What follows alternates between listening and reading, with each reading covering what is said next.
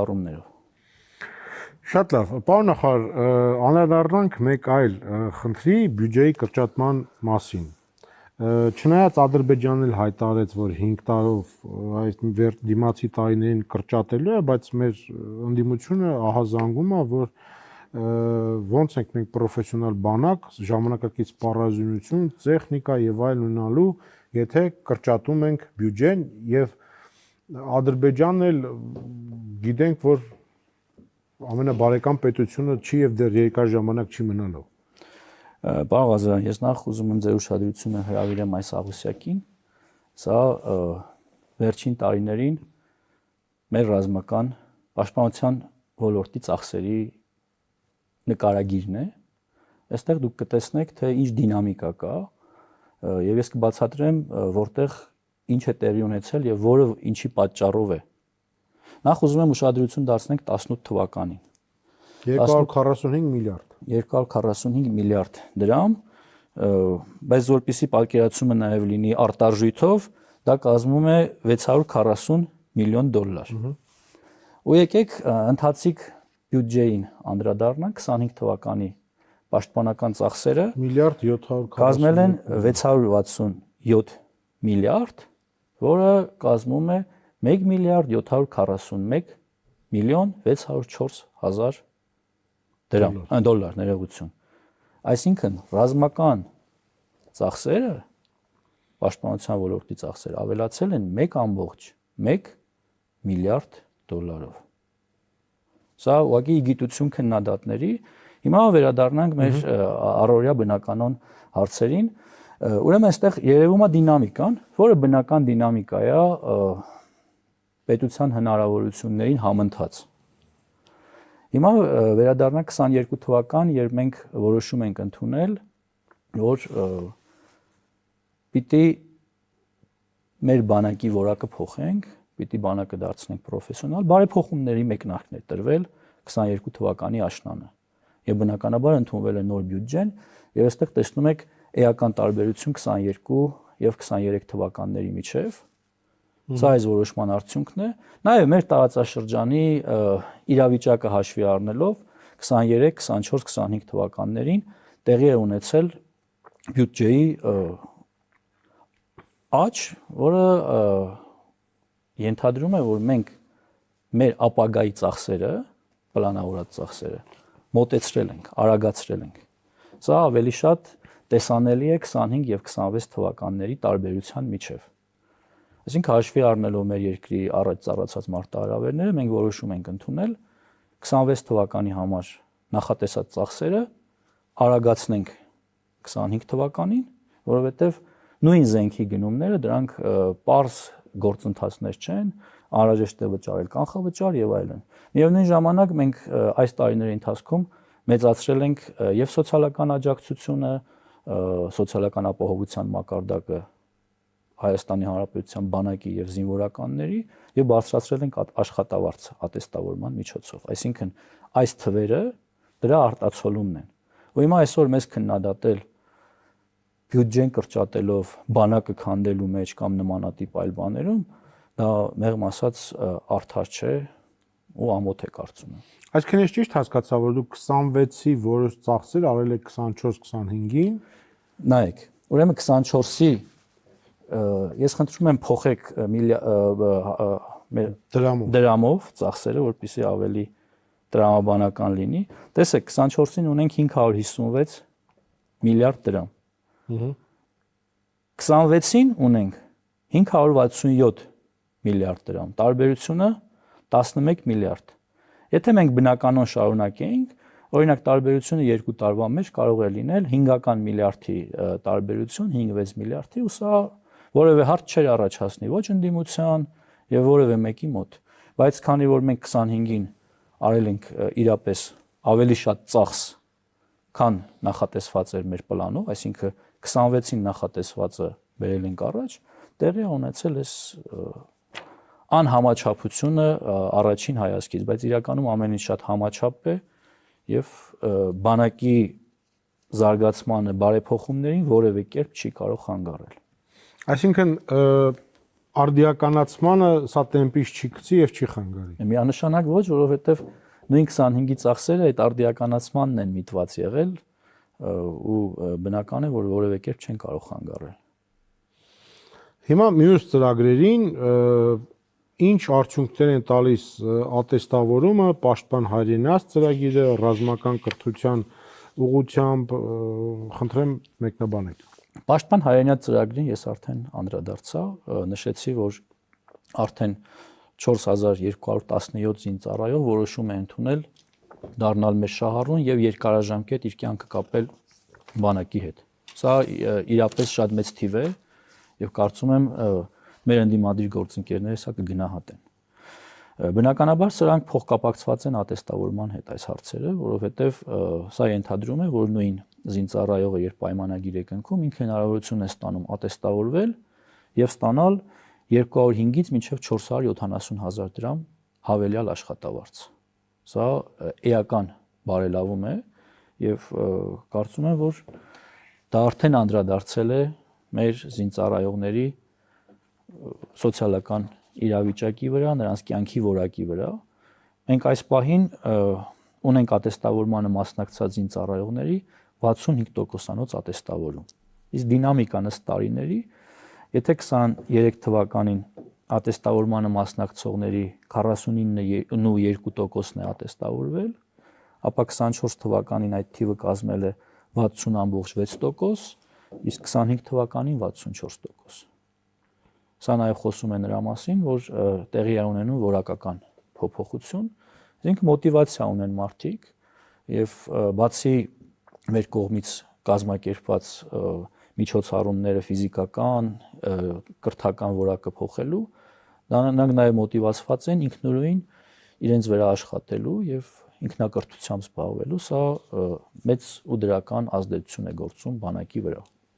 Ինչ վերաբերում է ռազմական կրթությանը, սա այն ուղղություններից է, որտեղ նույնպես մենք էական փոփոխություններ են կարել եւ մեծ ներդրումներ։ Կուզեմ, քանի որ այլ հարցերի մասին մենք նախկինում խոսել ենք նույն Վազգեն Սարգսյանի ակադեմիայի վերաբերյալ, Մոնթե Մելքոնյանի վարժարանի վերաբերյալ, ես կուզեմ հիմա ակցենտը դնենք կրթաթոշակների վրա։ Օրինակ 18 թվականին կրթաթոշակը կազմել է 5300-ից 13100 դրամ։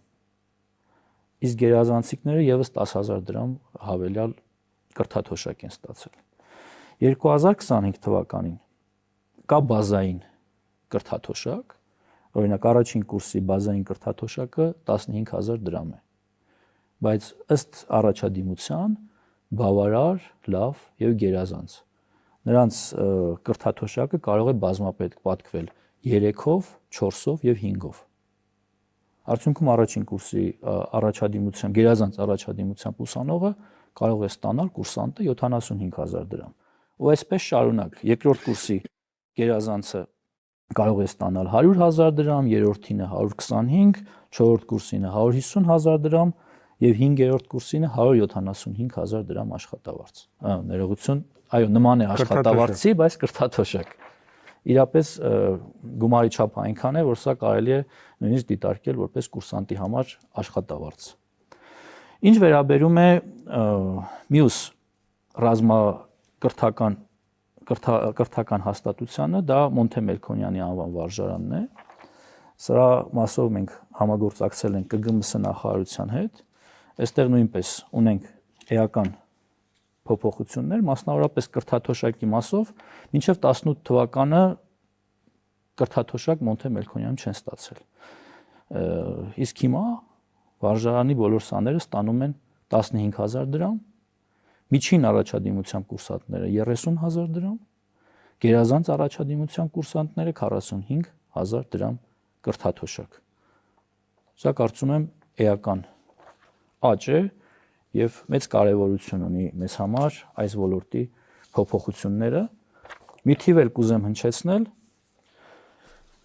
ակադեմիայի կուրսանտների թիվը 2018 թվականի նկատմամբ աճել է 26%-ով։ Սա շատ կարևոր ու էական ուղղություն է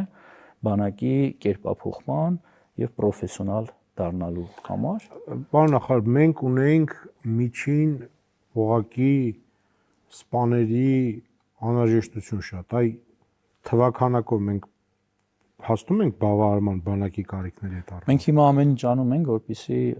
նախ որակի վրա աշխատենք, որպեսզի ավելի որակյալ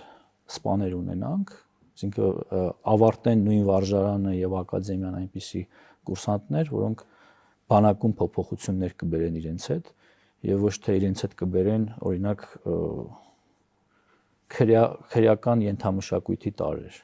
Դա մեզ պետք չի եւ բնականաբար մենք հիմա շեշտը դնում ենք որակի վրա,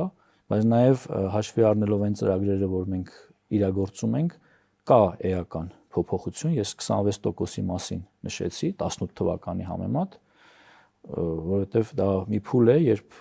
դեռ պատերազմը չի եղել, կայուն ժամանակահատվածի հետ եմ համեմատում եւ համեմատում եմ նախորդ իշխանությունների ժամանակաշրջանի հետ եւ տեսնում եմ, որ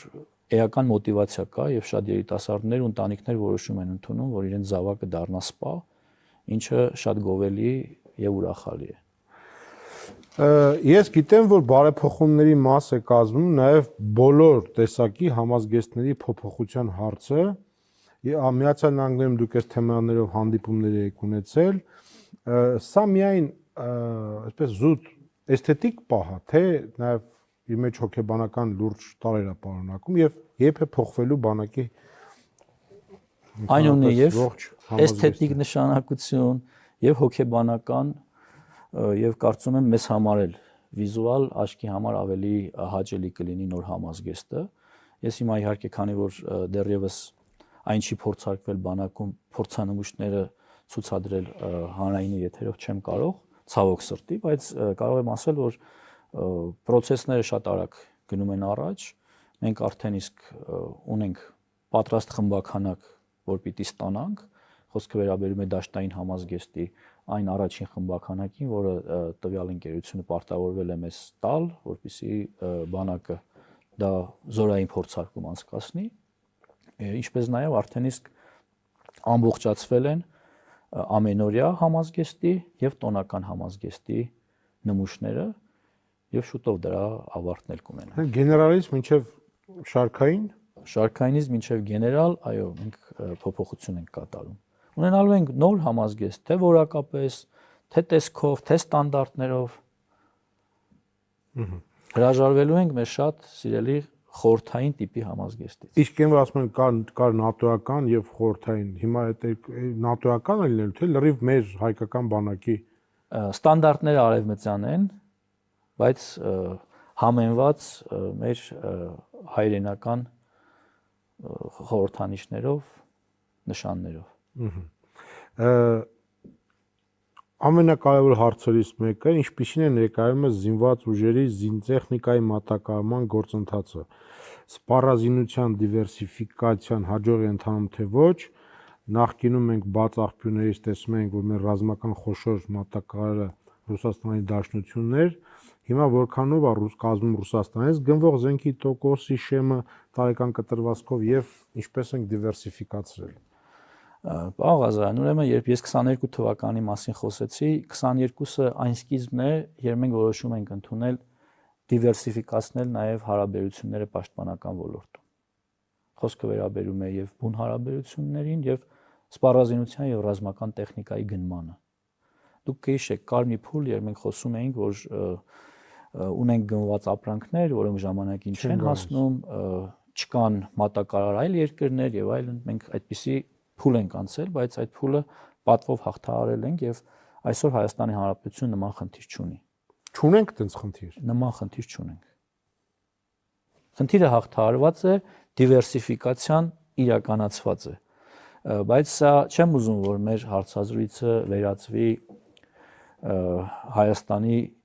միլիտարիզացիայի հարցազրույցի, ամենևին դրա մասին չէ մեր խոսակցությունը եւ